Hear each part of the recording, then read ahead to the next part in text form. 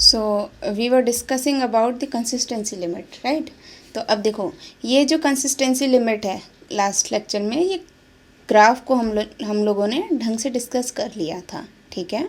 किस तरह से solid state, semi solid state, plastic state, liquid state बनती हैं, है ना। अब यहाँ पे हम लोग देखते हैं, मैंने ये बताया था कि ये जो लाइन है ये लीनियर चेंज आता है, मतलब अगर वाटर कंटेंट चेंज कर रहे हो उस रिस्पेक्ट में वॉल्यूम ऑफ सॉइल में लीनियर चेंज आता है। वॉल्यूम ऑफ क्ले स्पेसिफिकली हम लोग बात कर रहे हैं। तो अगर मैं क्या करूं, अगर देखो, मेरे को पता है WS, WP, WL, VD, VP, VL। मैं, क्योंकि हमने लीनियर कर्व्स के बारे में पढ़ा है कि अगर लीनियर कर्व्स का हम लोग स्लोप निकालते हैं तो स्लोप कैसे निकालते हैं, dy/dx, है ना। तो 3 पॉइंट्स हैं, तो अगर मैं क्या करूं, dy मतलब change in y axis, change in y axis is VL minus VP, VL minus VP divided by VX। तो VL के रिस्पेक्ट में WL है और VP के रिस्पेक्ट में आपके पास WP है। तो आपने क्या किया, अपॉन WL माइनस WP, ठीक है।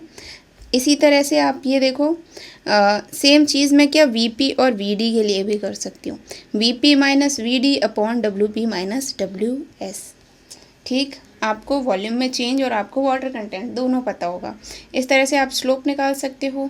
तो यहाँ से आपको क्या मिलता है, कुछ इस तरह की इक्वेशन मिलती है। आप वॉल्यूम के टर्म्स को एक तरफ ले जाओ और उसी के साथ साथ आप जो है वाटर कंटेंट के टर्म्स को एक तरफ ले जाओ, ठीक है।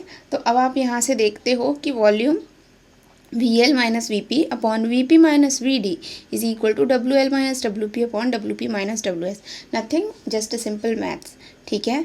तो अब यहाँ से आपको दिख रहा है कि ये जो चेंजेस होंगे सॉइल के वॉल्यूम में वो वाटर कंटेंट के रिस्पेक्ट में काम कर रहे होंगे, ठीक। ये कंडीशन है जो कि आपके लिए यूज़फुल होगी न्यूमेरिकल्स में, ठीक है। अब यहाँ देखो, कुछ ग्राफ्स हैं जो कि हम लोग को डिस्कस करने हैं। ये देखो अलग अलग स्टेट्स में क्या होता है with the strain and stress के रेशियो में, स्ट्रेन एंड स्ट्रेस कर्व कैसा दिखता है अलग अलग स्टेट्स में।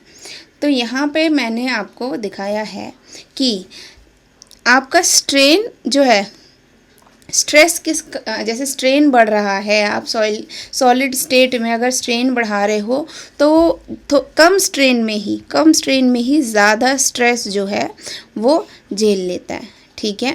इसमें स्ट्रेस ज़्यादा झेला जा सकता है, कम ही स्ट्रेन में ज़्यादा स्ट्रेस आ जाता है। अब यहाँ पे देखो कितना, जैसे ही वो सेमी सॉलिड में आया, सॉइल जो है क्या होता है, ज़्यादा देखो सॉलिड स्टेट में वो थोड़े से स्ट्रेन में ही वो इतना स्ट्रेस जो है आ गया। फिर सेमी सॉलिड स्टेट में क्या होता है, आपका स्ट्रेन की वैल्यू बढ़ी और स्ट्रेस कम हुआ, मतलब कि अब स्ट्रेस जो है सॉइल के अंदर कम डेवलप हो रहा है इन सेमी सॉलिड स्टेट। ऐसी प्लास्टिक स्टेट में आप देखते हो कि स्ट्रेस और कम डेवलप होता है, ठीक है। और फिर लिक्विड स्टेट में आप देखते हो कि वो तो बिल्कुल भी स्ट्रेस डेवलप नहीं होता है। तो यहाँ से आप ये बोलते हो कि जो शीयर स्ट्रेंथ होती है, ये स्ट्रेस क्या है, शीयर स्ट्रेंथ की बात हो रही है यहाँ पे।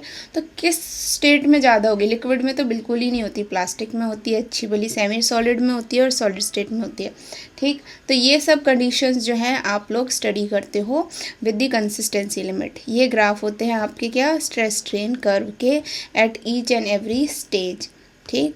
तो ये है आपका कंसिस्टेंसी लिमिट। आगे हम लोग और डिटेल में देखेंगे नेक्स्ट लेक्चर्स में। Thank you.